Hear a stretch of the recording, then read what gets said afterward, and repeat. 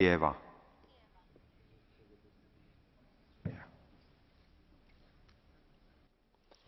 Благодаря, господин председател. Госпожо комисар, поздравявам докладчика за пространния и много съдържателен доклад, обединяващ морските секторни политики.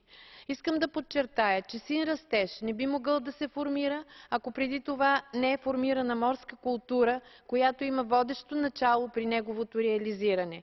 Това е процес, в който участват много институции и организации, образованието също. В образователните планове обаче няма дисциплини, свързани с морето. Професионалните училища, свързани с морско дело, не се радват на особен интерес. Морските професии не се считат за атрактивни и във висшето образование. За да се промени това, морските държави трябва да имат ясно формирани приоритети и стратегии и да водят силно интегрирана политика в областта на морското дело.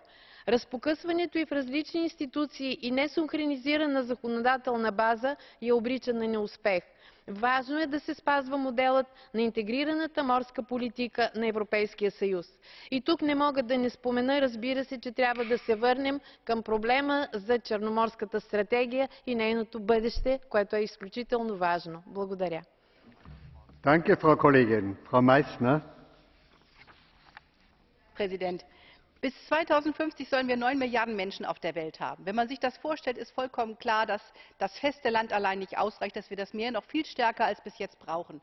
Europa war in gewisser Weise schon sehr weitsichtig und wir haben schon vor 7 Jahren eine integrierte Meerespolitik entwickelt.